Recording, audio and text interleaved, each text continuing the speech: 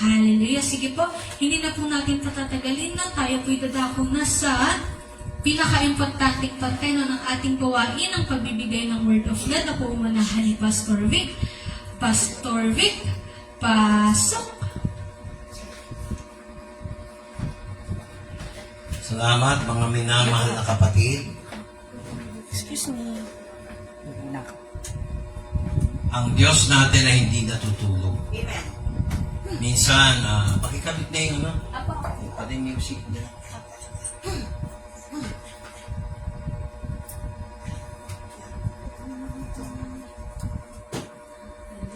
Ang pag-uusapan natin ay nasa Matthew 23:23. Bakit ito? Kinausap ako ni Lord. Maraming mga tao, di nila masyado din itong dinidiscuss. Kasi sabi niya, ito ay tungkol sa lahat ng aspeto.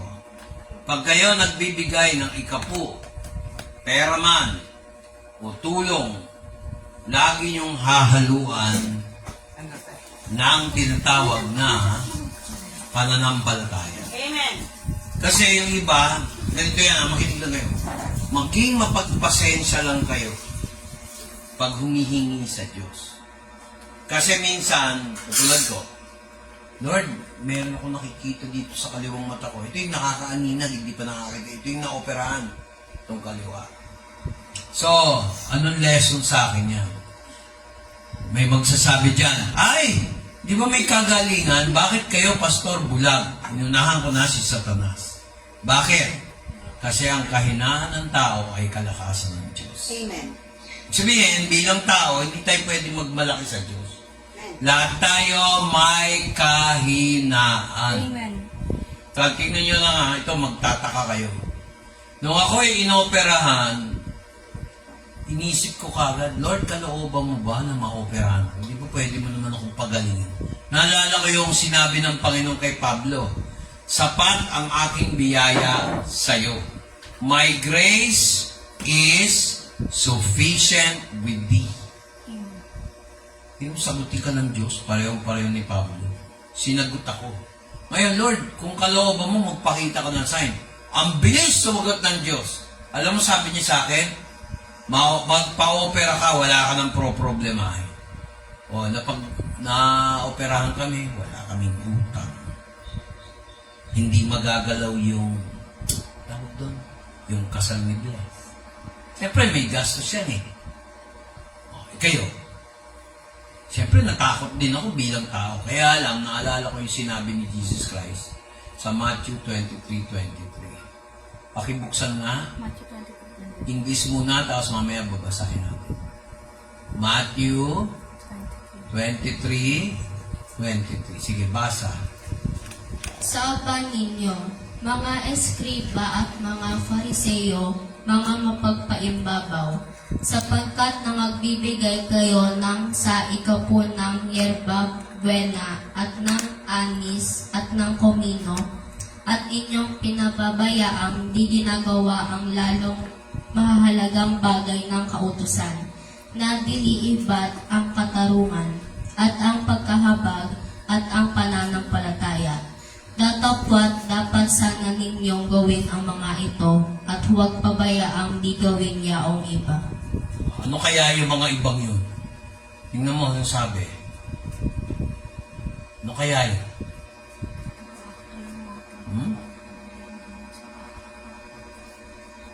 Tingnan nyo yung English. Babasahin ko. Woe unto you, scribes and Pharisees, hypocrites! For all of you pay tithes and mint. Kaya ako hindi tumitingin, nahirapan ako naman kasi siyempre isa lang mata ko, one eye lang ako ngayon. For ye pay tithe and mint, anise and cumin, and omitted the weightier matters of the law, judgment, mercy, and faith.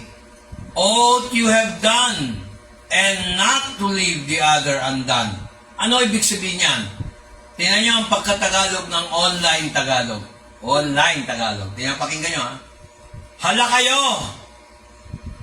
Mga iskribo at mga pariseo, mga plastic, Nagbibigay kayo ng ikupo, ng mentol, ng anis, at cinnamon powder. Ngunit binawas nyo ang mas mabigat na mga bagay.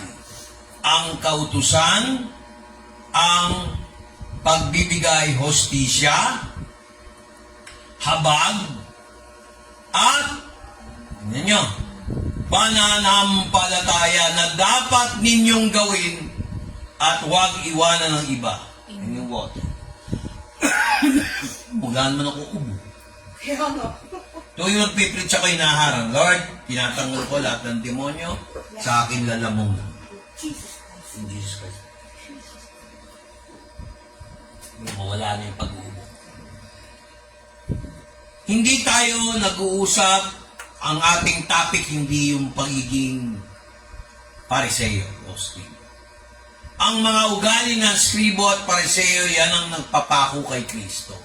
Yan yung mga nagsabing, ipako si Kristo dahil ginagawa niya ang sarili niyang Diyos, kundi yung kanilang kaplastikan.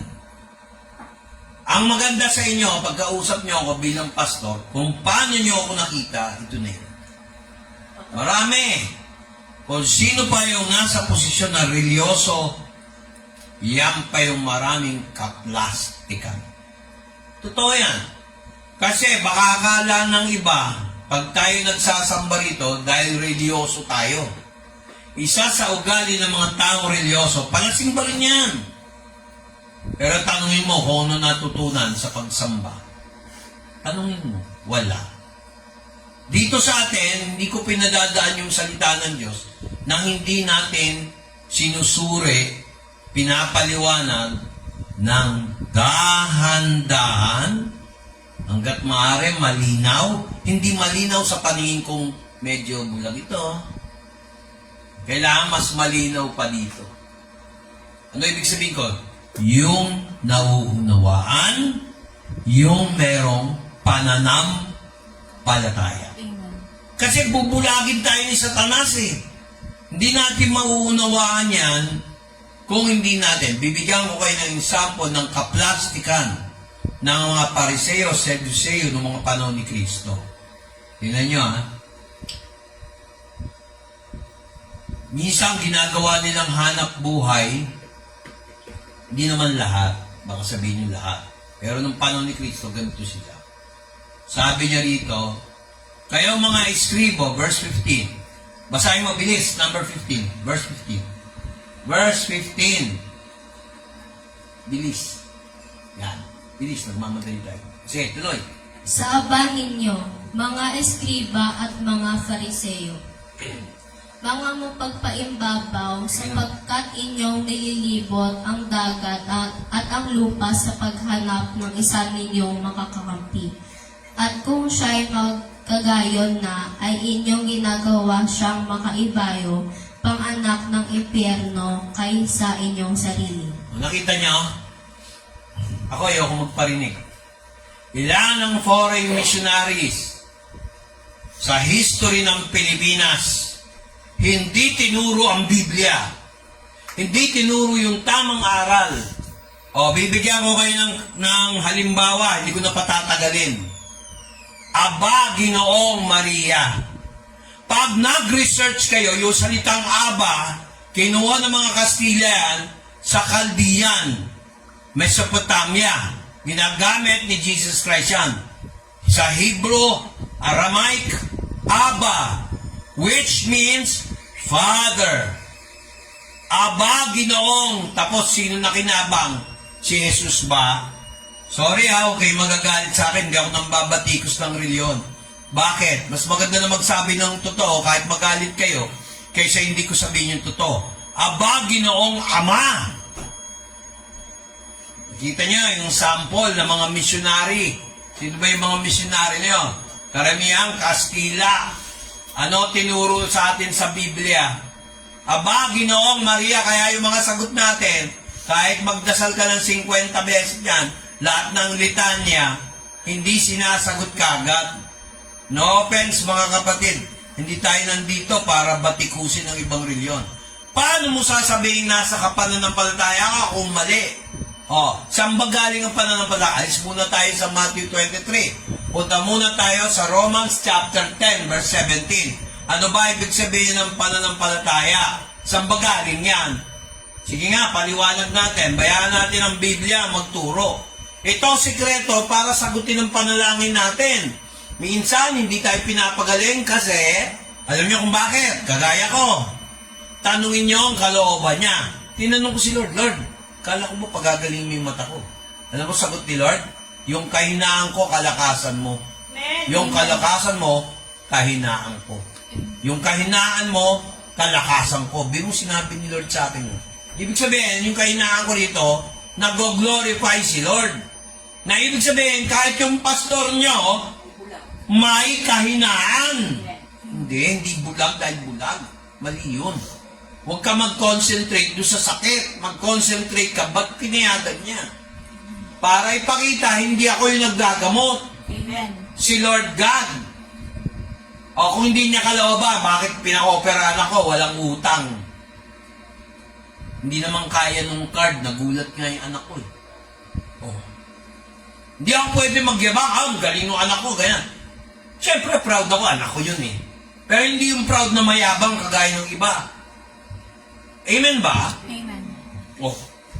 Dati, nung ayaw nila ako magpastor, puro kami utang, may trabaho pa ako sa PLDT noon. Nag-call center pa ako, ganun pa rin. Kasi, matagal na akong tinawag ng Diyos, hindi ako sumunod. Yan ang mga Pariseo, yan yung mga Saduceo. Yung mga Pariseo, para silang Senado at Congress na hinaluan ng tungkol sa reliyon. Ang Saduceo naman, tungkol sa research at kultura ng mga Hudyo. Alam niyo ba na si Kristo hindi Israelite? Taga-Juda siya. Kung hindi kayo nagbabasa ng Biblia, hindi niyo alam. Kala ko mo si Jesus Christ galing Israel? Di po. Juda, kaya nga tinawag na Jew sa Ingles. Hudyo. Pag Israelita, Israel. Maraming hindi nakakaalam yan. Mga taga-subaybay. Amen ba? Amen. Tapos ayaw ipaliwanag maigi. Ano naman kalam-alam ng mga tao? Amen ba? Amen. Galing siya sa tribe ni Benjamin. From the tribe of Jesse. And Jesse, si David. Si King David, papunta kay Jesus Christ. Sa lineage ni Abraham. Kaya hindi Hudyo yan, hindi yan Israelita si Kristo. Pero kanino siya namatay? Para kanino? Para sa Israel. Nung kayo magugulat. Ngayon, balik tayo. Kung hindi tayo nakalagay sa Biblia, hindi ko pwede ituro sa inyo. Romans 10:17, ayan Kaya nga ang paniniwalay nanggagaling sa pakikinig at ang pakikinig ay sa pamamagitan ng salita ni Kristo. Actually, ang pinaka-translation yan, sa salita ng Diyos, Theos, Logos, Theos. Para paniwalaan. Paniwalaan niyo yung inyong pastor at hindi nag-iimbet. Ay, wala pala akong mouth. Lagay mo yung sa K+. K+, ito, King James sa taas. Yan. Click. 10:17. Hearing by the word of God. I-click mo yung word. Click mo yung number. Greek 4487. Ayan mga kapatid, ang ibig sabihin yan. From the Greek word, apa, ara. Ibig sabihin, ano? Ano ibig sabihin yan? No doubt. Ngayon, punta ka naman dito sa God. G2316, Greek. Yung salitang ng Biblia yan, sa New Testament. Sige, tuloy mo. Ano na nakalagay? Sige, over mo. Theos. Meaning divinity. Meaning God. Word by hearing by the word of God. Balik. Doon sa King James lang. Yan. Hindi kasi touchscreen eh. Tapos, Para rin. bulag pa to. Yung kaliwa. Bulag pa. Hindi kasi sabi bulag bulag pa, pinalalakas pa nila. Araw-araw lumilino yung aninag dito, dati walang makita eh. Amen ba? Pag wala kang faith, talagang hindi. Pag sinabi mo, hindi nagagaling, talagang hindi nagagaling. Sinabi mo na, inunahan mo na yung Diyos. Pero kung sinunod mo yung sinabi ng Diyos, makakakita to, 3 to 4 months, patutupad yan mga kapatid. Kaya nga, sa paniniwala nang galing sa pakikinig, saan daw galing ang pananampalataya? Yan mo pagkatagalog ito, paniniwalay nang galing sa pakikinig, anong pakikinig? Sa pamamagitan ng salita ng Diyos. Sino ba si Kristo? Si Kristo ang salitang buhay. Salita ng Diyos. Alala niyo yung John chapter 1, the beginning was the Word. Ngayon, pag gumagawa tayo ng sarili nating salita, hindi pananampalataya yun. Kasi hindi galing sa salita ng Diyos. Kailangan, pagkagaling sa salita ng Diyos, panampalatayaan natin at may mangyayari. You don't have to worry once na nakita mo ang pangako ng Diyos. Ayan pamamagitan ng, pakikinig at pakikinig sa salita ng Diyos. Hindi yan galing sa sarili natin, mga kapatid. Binibigay din ng Diyos yan. Kaya nga dapat sa inyo, hindi lang kayo umaattend ng Sunday. Dapat sa Wednesday, umattend kayo kasi hindi natin pwede i-discuss to. Hahaba ang lesson. Limited ang oras. Hindi katulad nung pag nandito kayo, buti ko nagtatrabaho. Napaka-bless ng mga tao umaattend dito na walang trabaho, no? Ayaw nila mag-take advantage, no, kapatid? Napaka-bless ng mga batang nakaka-attend tuwing Wednesday. Alam niyo ba, nararanasan nila pag pinag-pray ko, nagkakatutulad? Amen. Gusto niyo ba kasama kayo dun sa bibigyan ng reward ni Lord sa pagpe-pray? Huwag niyo gawing extracurricular ang church natin. Tama. Gawin yung major subject. Hindi ko naman sinabi huwag kayo mag-aral. Mag-aaral ka, wala kang faith, wala rin. Puro ka faith, di ka naman nag-aaral, hindi pag-aaral ang tawag doon. Panliloko sa sarili. Okay ba yun? Kaya sabi dito, ang pananampalataya ay galing o pananiwala, sabi nila. Actually, hindi paniniwala, pananampalataya. Sa spelling pa lang, magkaiba na. Ang pananampalataya ay nanggaling sa pakikinig. At ang pakikinig, pamamagitan ng radyo? Pamamagitan ng internet? Hindi. Pamamagitan ng salita ng Diyos. Amen. Ngayon, balik tayo sa Matthew 23. Ano daw dapat, huwag nating kalimutan pag meron daw tayong faith, mga kapatid. Una-una, dapat meron tayong habag. Habag sa mga mababa sa atin at habag din sa mga sigit sa atin. Kasi yung iba akala nila, kunyari, ito mayaman, ito naman mahirap, ito mataas. Tao lang ang naglalagay ng salita sa iyo na mahirap ka. Tao lang ang nagsasabi, ikaw yung mayaman. Wala tayong karapatan sabihin yun. Diyos lang ang pwede magsabi nun. Amen. Kasi, hindi ganun ang turo ng Biblia. Kikinig ba kayo? Amen. Pag inisip niya, ay, hindi ako gagraduate, mahirap ako. Habang buhay ka na mahirap. Tinanggap mo na eh. Tama. May natutunan ba tayo? Amen. Tapos, hindi tayo fair.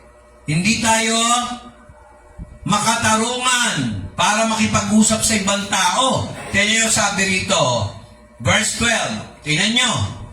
Ang sino man nagtataas sa kanyang sarili ay ibababa, at ang mapagkumbaba ay itataas. Naniniwala ba kayo dyan? Sa sinasabi ni Jesus? Yes or no? Amen. Ayun, basahin mo, Tagalog, ulitin mo. Ang sino mang, At sino mang nagmamataas ay mababa, at sino mang nagpapakababa ay matataas. itataas tayo ni Lord. Amen. Low profile lang tayo. Sige lang. Be humble. Minsan nagbanding kami ng mga anak ko. Pero hindi ko kukwento lahat ng detalye. Sabi ko, sana meron akong kahit motor man lang, pan-travel. Nag-usap-usap lang kami. Sabi ng anak ko, hayaan mo pa. Pag medyo matapos lang itong mga okasyon na to. Pag nandun tayo sa Santa Maria, kukuha kayo, kahit anak, kahit yung ordinaryong kotse lang. Yung pwede ko isa kayong member, pwede ko i-follow up. Kasi huwag ka na magbumili ng e-jeep o e-bus o e-car ba yun? Basta e-bike, sabi niya. Kasi may nakita kami matanda, nagkamali lang ng liko. Tumalembong, na-aksidente. Tingnan mo ha, hindi ko naman ine-expect yung humingi. Siyempre ako naman, alam kong mag-aasawa na may gastos. Ayokong pabigat. Pero tutulong ako sa pamamagitan ng maliit kong pensyon kung kailangan. Pero, in-expect ko ganun. Ano sabi sa akin? Pag nakabili ng sasakyan. Samantalang noon, siya lang, ha? Hindi pa sila pumapayag magpastor ako. Lahat ng kayod ng anak ko, kahit ako, hindi kami maasenso. Laging may utang. Hindi masama umutang, basta magbabayad ka. Pero yung utang dito, utang, lumalaki. Takang-taka kami talaga ng asawa ko. Talagang, nilampaso kami ni Satanas, tuwan-tuwa siya. Kahit anong pray mo, pag hindi mo inuna yung confirmation ni Lord, yung tawag niya, mahirap. Ako pa naman, pag nagsalita, nagbili ng Diyos, sigurado. Kasi nag-uusap kami ni Lord. Amen. Sinabi ko nga, Lord, kung hindi magkakatotoo yung mga sinabi mo sa akin, hindi ikaw yung Diyos na kilala ko. Kapatunayan, magkakatotoo. O, naalala mo nung si Eko, pinag-pray ko, sabi nila, pag-pray mo si Eko, i-pray over mo. Maayos ang mga problema. Pero hindi ko alam kung ano yung detalye ng problema. Basta sabi ni Lord, may kabigatan yan. Pag-pray mo. Yung sa'yo, hindi, masusolve yan 2 weeks from now. Echo is watching. Sister Nila. Very, very good. Alam niya yan. At mararamdaman niya yan. Never pa ako nagsalita na nagkamali ako. Kasi hindi akin yon. Si Lord yon. Pero kung ako lang yun, para pasikat, mayabang, marami alam. Sa Biblia, wala sa puso, puro sa muso. Huwag na tayong mag-Bible study, magsa-salesman na lang ako. Yun ba? Oh. Ako, ayaw ko lang sabihin detalye. Sister Nila, may problema kang mabigat. Wala kang kinikwento sa akin Masusunod. Amen. Yung gusto mo, matutupad. Amen. Tandaan mo, makikita niya yung sitwasyon. Pag sinabi ni Lord na, makikita ko sa kanyang sitwasyon na dapat sundin ka niya bilang lingkod ko, maghintay ka, Pastor Vic. Sabi sa akin, anak, tawag ni Lord sa akin minsan Vic, minsan anak, minsan English, minsan Tagalog. Totoo na. Amen. Diba? Tingnan mo, katulad ni Juanita na wala ng cellphone, mag-church ka. Julia ba yun? Sino ba nawalan? Si Julia? O, mag-church ka lagi kasi ang ginagawa mo lagi on-off ka napuri mo yung langit pero hindi ka nag-worship. Talagang ganyan ang parang ako. Pumupuso si Echo Amen? Tandaan nyo, lahat ng may problema na nakakonect dito, na nampalataya sa turo ng salita ng Diyos, sa kanyang propeta. Sino ba ang propeta niyo dito? Si Jesus Christ. Sino ba yung nag-acting lang? Acting lang, ha? Hindi talaga propeta. Pwede kayo mag-prophesy pag binigay ng Lord sa inyo, genuine prophet, pero hindi kayo prophet talaga. Nagpo-prophesy, parang ako. Nagpo-prophesy, but I am not a prophet. Gift yan. Hindi yan galing sa akin. At lahat ng sinasabi ko, kaya ako malakas ang loob ko, kasi may pananampalataya. Amen. Lahat ng sasabihin ko, kailangan may faith. Kung ako, walang faith. Tapos sasabihin ko sa inyo lahat, wala rin kayong faith. Lahat tayo nagkasala sa Diyos. Hindi pwede, kailangan by example, katulad ko. Pwede ba naman yung, kailangan mga kapatid, magkaroon kayo ng pananampalataya, may sakit ako, ginayata ako gagaling. O, paano nyo napaniniwalaan yung pastor nyo? Bago ko yung harapin ko muna yung Ama, sasabihin ko kay Lord, Lord, ito. Amen ba? Amen. Ibigay nyo yung para sa Diyos, hindi lang naman pera Tanungin ko kayo, buti kami trabaho kayo, naiintindihan ko, tulad ni Sister Nila, dahil alam ko, mananay pa siya. May career pa yan, ang hirap ng trabaho niya, alam ko yan, sa nursing. St. Luke's. Alam niyo kayo? Wala kayong trabaho, huwag kayong magmalaki. Magsamba kayo. Linggo at saka Wednesday. Maniwala. Kasi Amen. yung iba, kay pastor, hindi naman kayo naglilingkod sa akin, kay Lord eh. Amen. Matid kayo, sisters. Oh. Pagpapakasyon na, wala na kayong dahilan. Tapos sasabihin ng kasi, tapos hihingi-hingi sa Lord. O, ano nangyari? Ayaw ko muna magsimba. Bukas, next Sunday, hindi na magsisimba. Tapos magsisimba, hindi na naman magsisimba. O, sasabihin din na, ganun ba? May blessing ba itong hinihingi? Sige. May blessing, konti.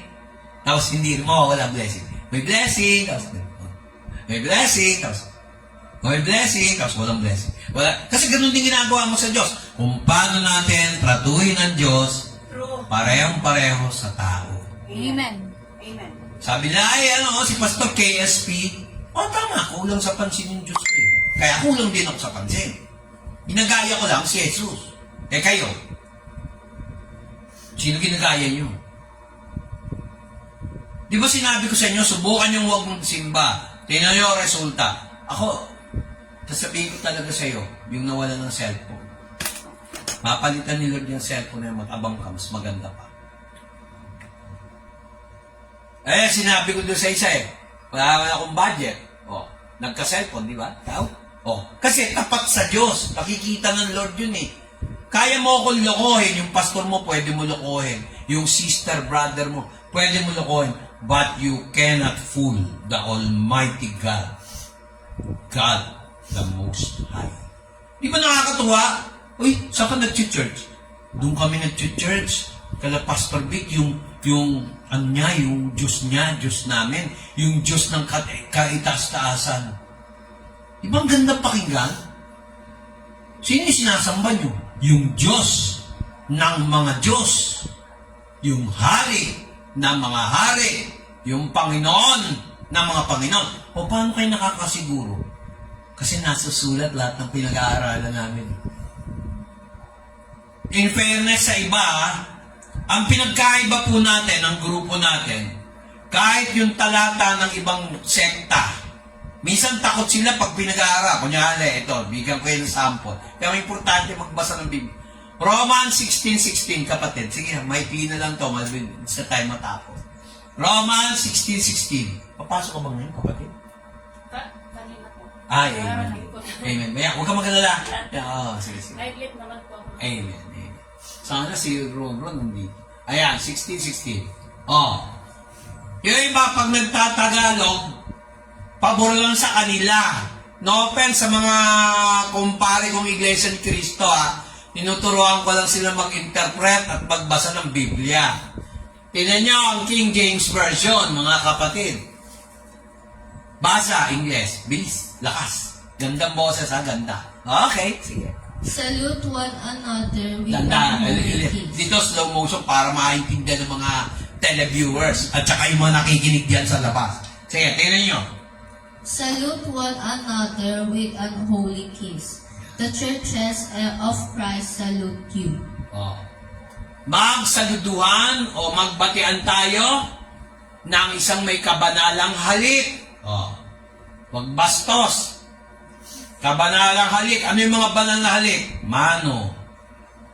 Halik sa noo. Hindi lips to lips. Mga malandi. Ayaw ng Diyos yan. Mag-asawa na lang kayo lahat. Ikakasal ko kayo. Kung papayagan kayo ng magulang nyo. Naiintindihan niyo ba ako? Pero hindi sa ngayon. Banal na halik. Hindi, binibiro ko lang. Ako magkakasal. Kalandian, alisin nyo yan.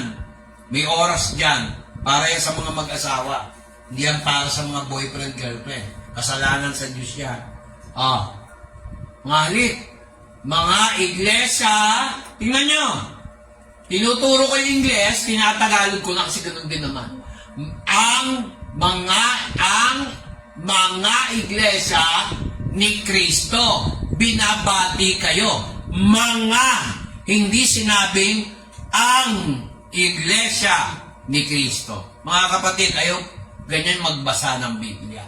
Huwag kang magdagdag, huwag kang magbawas. Amen. May natutunan ba kayo? Amen. Tagalog na yan. Binasa na ni Ate Iya nyo yung magandang boss, ay Ate Isa, Huwag ka naman si Iya ang tinuturo o Isa. Pag si Isa naman tinuturo, Iya. Ano ba? Kasi sabi ni Lord, Biko, huwag ka magtangi. Pakita mo kay Isa at kay Iya, pantay ang pagmamahal mo. Amen. Para mo silang mga anak. Amen. Amen ba? Amen. O, kaya sabi, pantay ang tingin ko sa inyo. Hindi ko kaya di kang umaten ng Wednesday kung wala kayo nila Ridge. Hindi kayo importante sa akin. Tama. Pagmamahal lang yan. May faith kayo dapat. Maging matibay. Kasi ang blessing nasa faith eh. Tingnan nyo ang John 3:16. O, isa pa to. Makinig kayo ha. Kailangan i-check nyo yung panalangin. Isa sa sikreto ng blessing at saka pagsagot ng panalangin, nakabatay dapat sa Biblia. Sige, bilis. Basa mo English. For God so loved the world that He gave His only begotten Son, that whosoever believes in Him should not perish, but have everlasting life. Tingnan niyo yung unang sentence sa English, ito ang pagkatagalog. Mamaya na natin tingnan niya. Gayon na lamang ang pag-ibig ng Diyos sa sanlibutan. At kanyang ibinigay ang nag-iisang bugtong na anak. Ang sino man, whosoever, ay manampalataya kay Jesus sa kanya, ay hindi mapapahamak, perish, but have everlasting. Magkakaroon ng buhay na walang hanggan. Ano sabi muna? Gayon na lamang ang pag-ibig ng Diyos. Kanino? Sa atin. Sa daigdig. Amen. Tapos sabi niya, ano raw ginawa niya? Ibinigay niya ang kanyang bugtong na anak. Ngayon, sabi dito, ang sino mang manampalataya sa kanya. Ang tanong, bakit hindi na lang sinabi, ang sino mang umibig sa Diyos ay hindi mapapahama kung hindi magkakaroon ng buhay na walang hanggan. Kung hindi importante ang pananampalataya, hindi ka makakapasok sa pag-ibig ng Diyos. Sino ba ang nagmahal sa Diyos higit pa sa Kanya? Nahigitan niyo ba yung pag-ibig ng Diyos sa atin? Hindi pa tayo pinapanganak, minahal na tayo ng Diyos. Amen. Alam mo ba ninyo yon? Sa John chapter 3, verse 16? Hindi ka pa pinapanganak, mahal ka na ng Diyos, kapatid, kababayan. Kaya ang sabi, gayon na lamang ang pag-ibig ng Diyos. Ano hiningi ng Diyos? Yung pag-ibig natin? Hindi. Ano sabi ni Juan? Ang sino man manampalataya kay Jesus sa Kanya. Take note. Tingnan niyo itong screen. May nakalagay kulay pula. Red letter Bible yan. Ibig sabihin, dugo ni Kristo. Si Kristo nagsasalita. Yan yung design ng printer ng Biblia nung araw. Red letter Bible. For whosoever, did God said you love Him? No. God said, in this verse, whosoever believes in Him. Kaya sabi, pag wala tayong pananampalataya, mahirap purihin ang Diyos. Mahirap magalak ang Diyos kung wala tayong pananampalataya. It is hard to please God without faith. Naintindihan ba? Amen. Hindi mo mabibigyan ng kagalakan ang Diyos kung wala kang pananampalataya. Kaya kahit sa giving, sa offering, pag nagbigay kayo ng ikapu, yun talaga hindi bigay eh. Pag sinurrender mo yung ikapu sa Diyos, buuin mo yung pananampalataya mo. Huwag kang manghinayan. Kahit ako, kung may natitira pa ako, syempre, kailangan ko ibigay yung, hindi ibigay. I-surrender yung para sa Diyos. Hindi ako nanghinayan, kahit walang matira. Inibigay. Kasi ang alam ko, pag may kawalan sa part natin, ibabalik ng Diyos. Pilitin ko, pag ikaw ay nawalan, ibabalik ng Diyos. Kaya pag nagtatype ka, basahin mo maigi yung 3:10, lagyan mo ng faith. Amen. Huwag kayo magbasa ng Biblia, basahin nyo TikTok. Basahin nyo puro Facebook, na walang Bible verse, walang Bible. Ano mapupulot mo ron? Hindi naman masama yan eh. Di pulot mo yung mabubuti. Pero kailangan hindi ka malihis sa pananampalataya. Kaya sinasabi ko sa inyo, basahin nyo yung mga pinopost ko, verse yun. Isulat nyo kahit yung verse man lang, yung libro. For example, Romans 16:16, binabati kayo ng banal na halik ang mga iglesia ni Kristo. Hindi yan yung iglesia ni Kristo nag-iisa na nakaregister sa SEC. Hindi sinabing binabati kayo ng iglesia. Hindi ganon. Ng mga iglesia ni Kristo. Yan ang pinagkaiba natin sa pananampalataya. Wala tayong kinikilingan, wala tayong pinoprotektan na sekta. Yung samahan natin, samahan lang na mga nananampalataya kay Kristo. Amen ba? Amen. Kasi iba basta tuturo lang, ang bilis-bilis. Hindi mo naman maaalala, hindi mo naman naintindihan. Oh. Amen ba? Amen. Kaya ingat kayo sa pakikinig. Sapagkat, basa. Tingnan nyo ang pagkatagalog nito. Tingnan. Sapagkat gayon na lamang ang pagsinta ng Diyos sa sanglibutan, na ibinigay niya ang kanyang bugtong na anak, upang ang sinumang sa kanya'y sumampalataya ay huwag mapahamak, kundi magkaroon ng buhay na walang hanggan. Para daw magkaroon ng buhay na walang hanggan, ano daw dapat gawin? Kailangan bang suklian yung pag-ibig niya? Hindi mo kaya yun. Si Kristo lang nakagawa nun. Kaya ang sinabi na lang ni Juan, ay ni Kristo, dito sa kasulatan ni Juan, ano raw? Ang sino man sa kanya, anong kailangan? Sumampalataya. Sumampalataya. In everything that you do, even if you pray, use your faith, not your ability. Ulitin ko.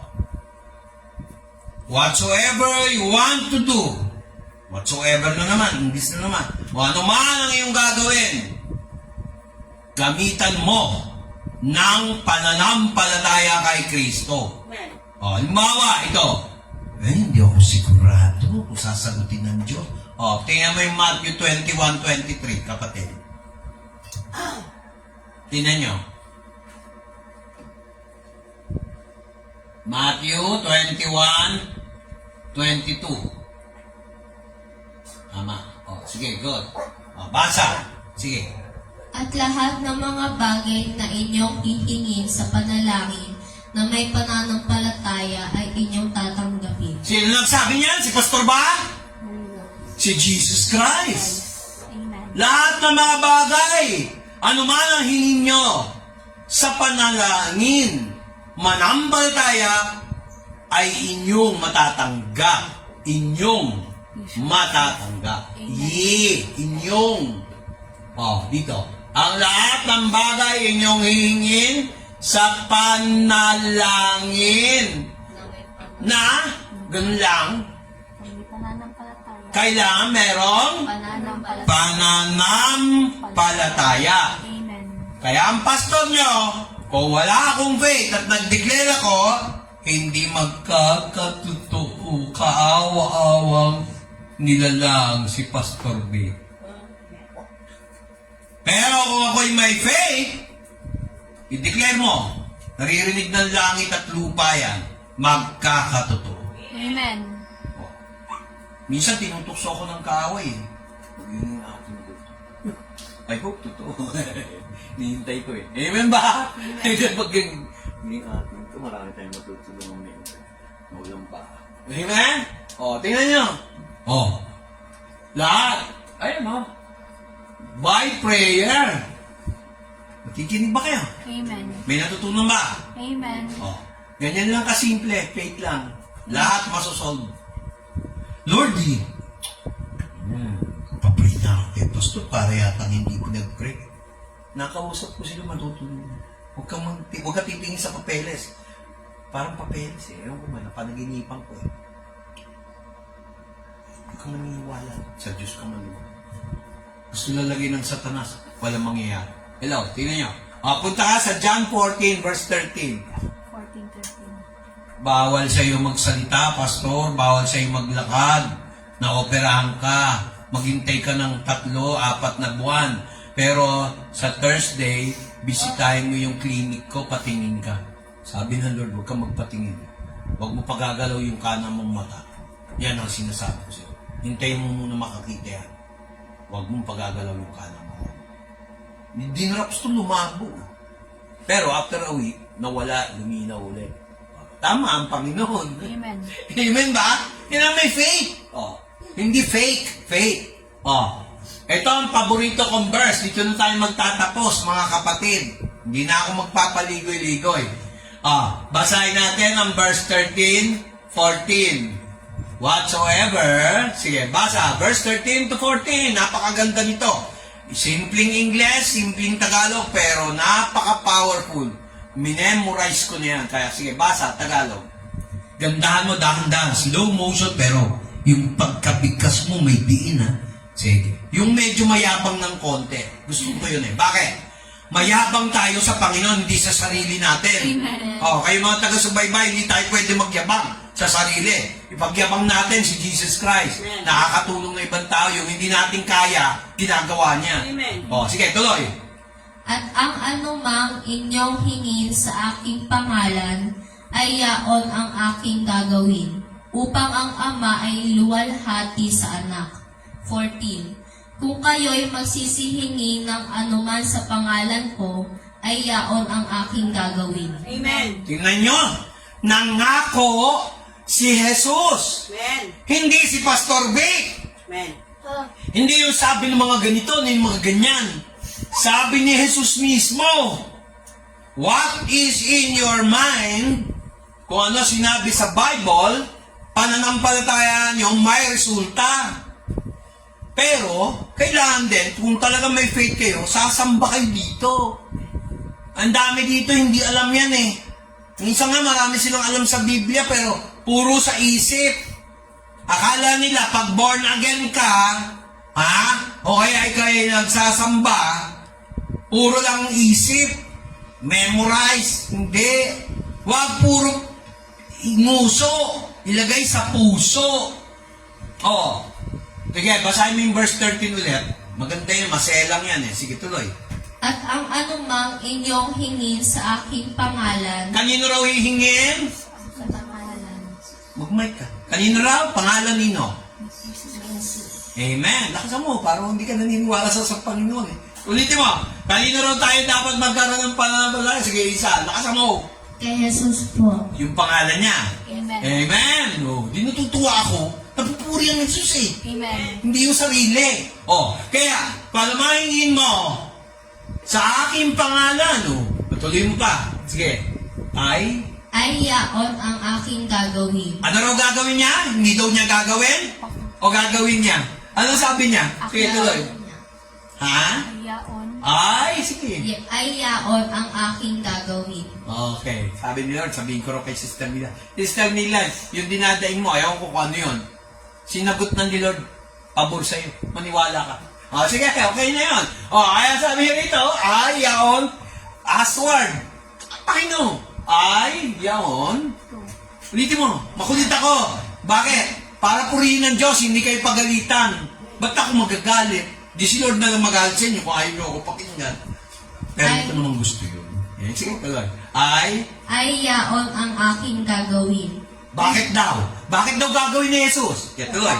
Upang ang Ama ay lumuwalhati sa anak. Yan ang sikreto. Pagka humingi tayo kay Jesus, naluluwalhati ang Ama sa langit. Amen. Dahil nakita yung ID, yung username, password natin. Walang iba kung hindi si Jesus Christ. Amen. Okay? May natutunan ba tayo? Amen. Tama sabi niya sa verse 14. Basa. Sige, tuloy mo. Kung kayo'y magsisihingi ng anuman sa pangalan ko, ay yaon ang aking gagawin. Yun ang sikreto. Pastor, yan ba sikreto mo? Oo.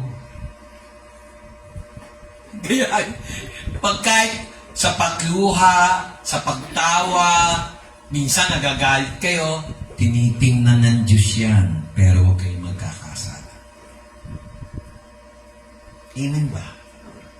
Kailangan mapagpasensya kayo. Pag wala kayong pasensya, mawawalan ka ng konsensya. Pag nawalan ka ng konsensya, masama ang loob mo, ikaw na ang pasyente sa hospital. If you have patience, you will not end up as a patient in the hospital. Di ba yung mga pelikula nagagalit? Pumunta ka! Gaganti ako! Ganyan. Biglang Inatake sa namatay. Nasa ospital o kaya nasa punerarya. Walang faith puro galit. Hindi nagpapatawad. Kaya kayo mga kapatid, tingnan nyo ang Matthew chapter 6. Isa pang tip to para 100% sagutin ni Lord ang ating panalangin. Tanggalin natin ang yabang at inggit. Lahat tayo meron yan Huwag niyo sabihin, wala. Si Satanas na, meron Tayo pa kaya? O, sige. Matthew 6. Scroll down. Ayan, Sige. Verse 9. When you pray, ayan. Yan. Tingnan niyo yung huling verse. Diba, tinuro niya, Our Father, Thy Kingdom Come. Yung kingdom ni Kristo, nasa puso niyo na. Amen. Kasi born again kayo, tinanggap niyo si Jesus Christ bilang Panginoon tagapagligtas. Ang templo ng banal na Espiritu, nasa katawan nyo na. Kaya sabi ni Jesus, huwag nyo sabihin ang kaharian ay nandun, nandyan. Nasa inyo. Okay? Ngayon, kung talagang nasa inyo, at talagang may faith ka, dapat ganito. Sige, tuloy nyo. Tuloy. Ito ang importante. Sige, 12 and 13. Basahin mo yung Tagalog, kapatid. 12. At ipatawad mo sa amin ang aming mga utang, gaya naman namin na nagpatawad sa mga may utang sa amin. 13.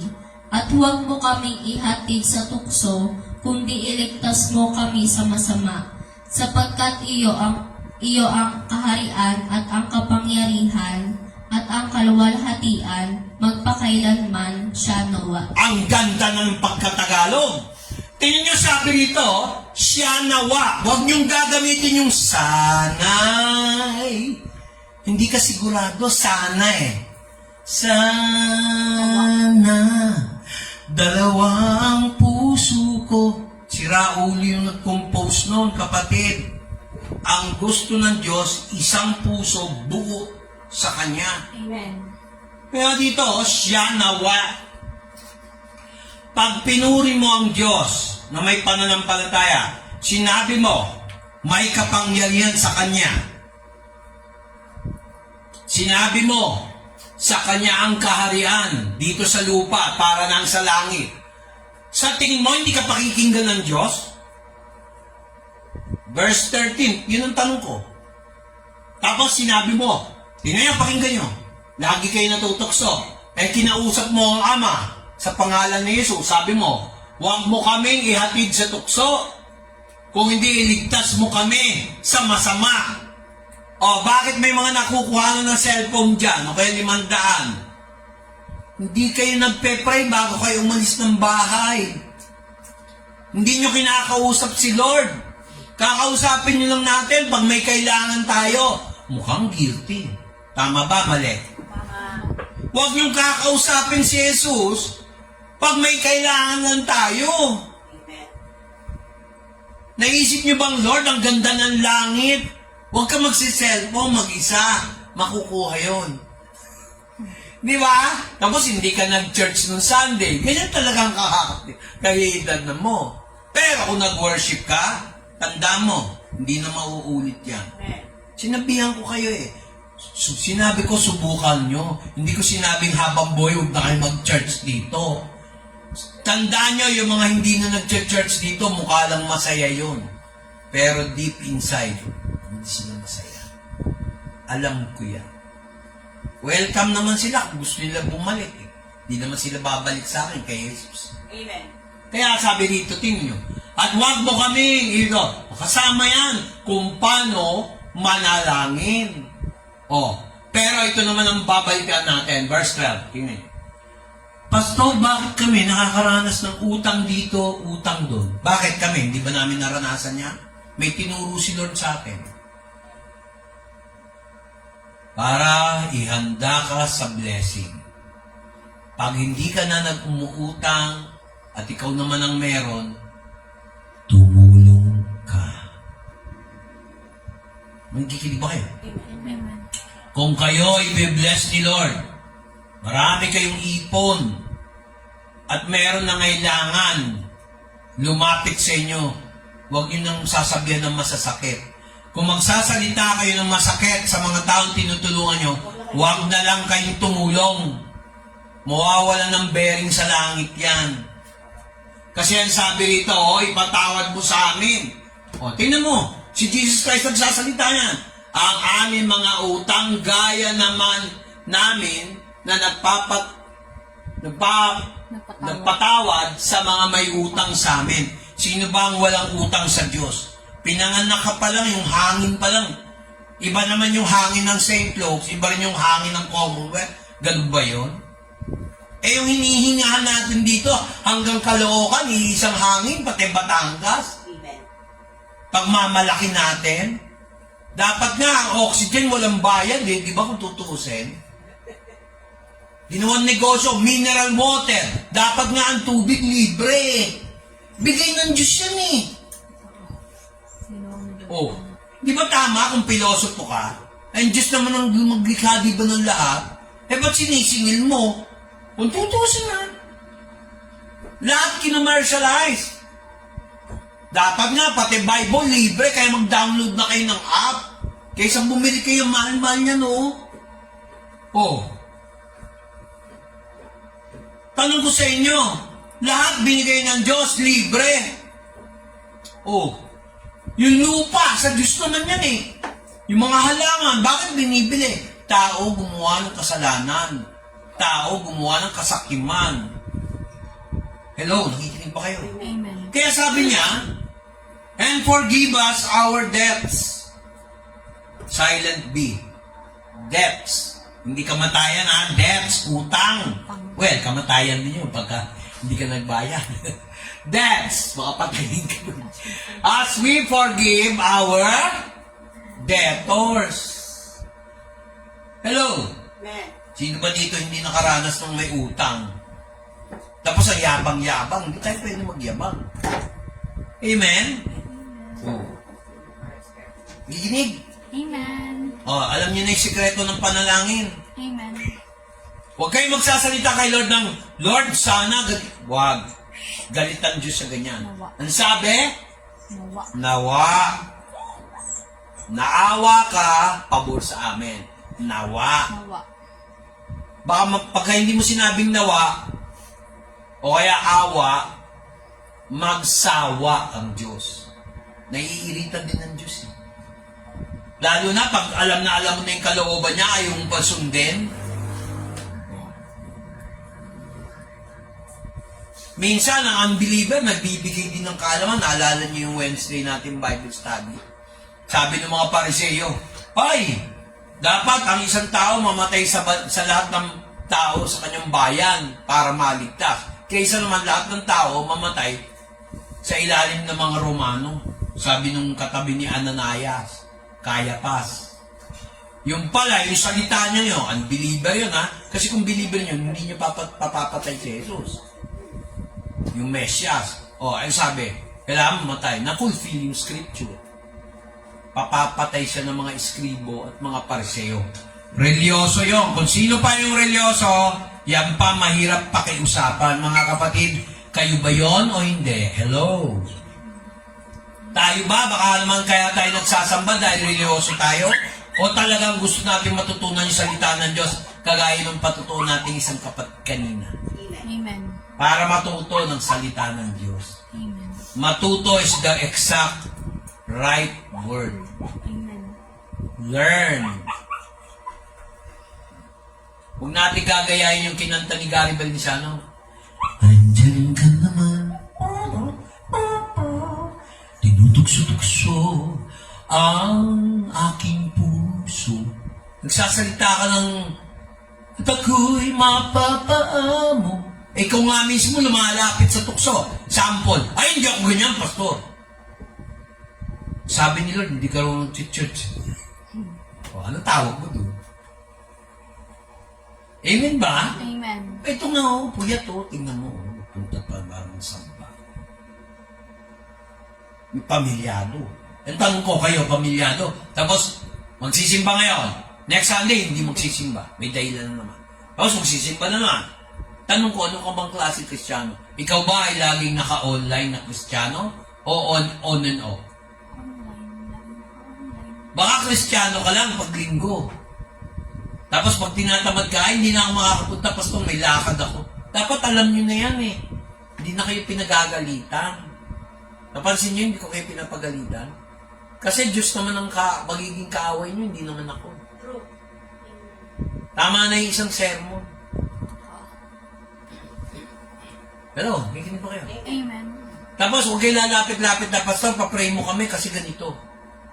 Eh, lagi mong pinadaan-daanan ng si Lord. Eh, alam mo na Sunday, 9:30 tayo dito. Di ka nagsasamba. Tapos, hihingi-hingi ka ng blessing. Hihingi ka ng proteksyon. Hihingi-hingi ka ng cellphone, mapalitan. Hindi lang yung protective glass. Gusto mo ng cellphone na medyo mabago-bago. Mas maganda pa sa Oppo. Gusto mo Samsung. Paano ka bibigyan ng Samsung? Eh, on-off ka umaaten. Oh. Tapos, na-tsempo, may blessing. Wala ka. Eh, di bigay ko na sa iba. Nakikinig ba kayo? Amen. Oh. Eh, na-tsempo, yung tao, umaaten. Oh, may blessing. Natapat siya. May cellphone siya. Amen? Amen. Hindi kayo marunong sumakay eh. Dapat nasasakyan nyo na yung pastor nyo. Nalalaglag sila, pastor eh. Ayun nga eh. Nagpapalil lang sa mga manloloko na mga ngaral. Babalik pa yon. Ay kami, pag New Year, sumasamba po kami dun eh. Tanungin mo kung ano natutunan sa salita ng Diyos. Puro salita ng tao. Puro kung ano lang nakabihisnan. Na ay, dito na lang ako mamamatay sa aking nakagisnan. Mga kapatid, hindi lahat ng nakagisnan tama.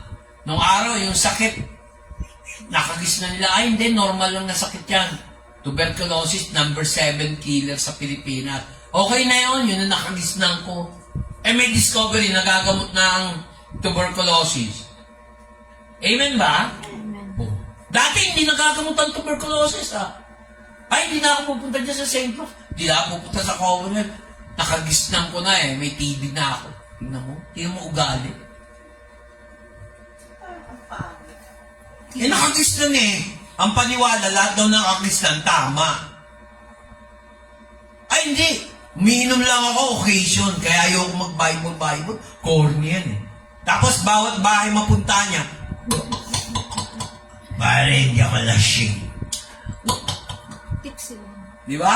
Tapos, pag uminom, di ba in-order natin 10? May pinusa ko yun kay Richie. Ang tao ay sobrang dunong, di ba? Hindi na raw nagsisimba, ganyan. Hindi na daw pumupunta ng simbahan tuwing linggo. Pagkatapos, habang kumakanta siya ng gitara, ang pangalan nun? Si Jose Silva, kumakain ng pulutan. 10 manok ang binili, 2 lang natira. Teka, ang tako mo naman. Inubos yung pulutan. Kita niyo kung ang tako. Pero pag salita ng Diyos, corny yan. Ayoko yan. Ano ba happenings nyo? Ay, sisimba na naman kayo. Ayaw namin. Ayaw namin kay Pastor. Hindi marunong makisama. Di ba? May mga ganun. Pagka nangangailangan, walang pera. Pero pagka may inuman, mayroong pera. Yun lang. Unahin mo yung mga anak mo. Unahin mo yung mga kapatid mo. Mga kapatid, huwag kayong magpakontrol sa alak. Huwag din kayong magpakontrol sa pera. Oo, kailangan natin ng pera. Pero huwag kayong magpaalipin sa pera. Hello? Amen. Hawakan nyo ang pera. Hindi ang pera na. At kung kayo pinagpala, hawakan nyo paano tumulong. Alam mo, nung nagsubok ako magbenta ng insurance, sa Himlayang Pilipino, buhay pa yung mama ko. Alam mo, tinutulungan ko si mama magbenta. Kasi tinutulungan din niya ako, may komisyon. Hindi pa ako graduate noon. Himlayang Pilipino, nagbebenta ako. Life insurance. St. Peter, sinubukan ko rin. Oh, natuto ako doon. Nag-exam ako sa Insurance Commission. 2 times, pasado ako noon. Yung mga time, bright boy pa ako noon kasi bata eh. Bilis ako pumikap. Hindi ka tulad nito nung na-stroke. Parang hirap. Dito na. Ang ginagawa ko, yung mga ibang henteng bago, siyempre magbebenta ng insurance. May kikilala ako. Yung benta ng insurance, ipapangalan ko sa kanya, kakausapin ko, Brad, tuloy ako nag-aaral pa lang naman ako eh. Sabi ko, nag-aaral pa lang naman ako eh. Kung gusto mo, yung komisyon mo dyan, sa'yo na. O, ngayon, hindi na sila nagtitinda ng insurance. Minsan nakita ko, pastor ka na pala, karapat dapat lang. O, tingnan mo, patotoo, Kristiyano ako noon. Eh kung ako madamot, nakita na, ay anak ni Mrs. Soto yan, yung agency manager sa Quezon City Life Planning Incorporated, yung mga ganon-ganon. Yung mga agency, may mga pangalan yan. Ayan, tinan, grupo-grupo yan. Eh, manager ang si mama ko ng insurance. Eh ako, nag-insurance din, subukan ko bago ako graduate. O, eh ngayon, nakita nila, pastor ako. Ay, ikaw pala talagang born again. Nalaman ko sa Facebook, pastor ka na pala. God bless. Matanda ako ng mga 5 taon. God bless, kuya, pastor. O, at least magandang marinig. Eh kung hindi pangit yung po totoo, tapos bigla kayo nagkita, ay walang kwenta yan. Ang damot niya, ganyan sa insurance. Diba sa insurance, wala naman sweldo yan eh. Komisyon. Dalawa lang, komisyon at saka konsumisyon. Pag nakabenta ka, komisyon.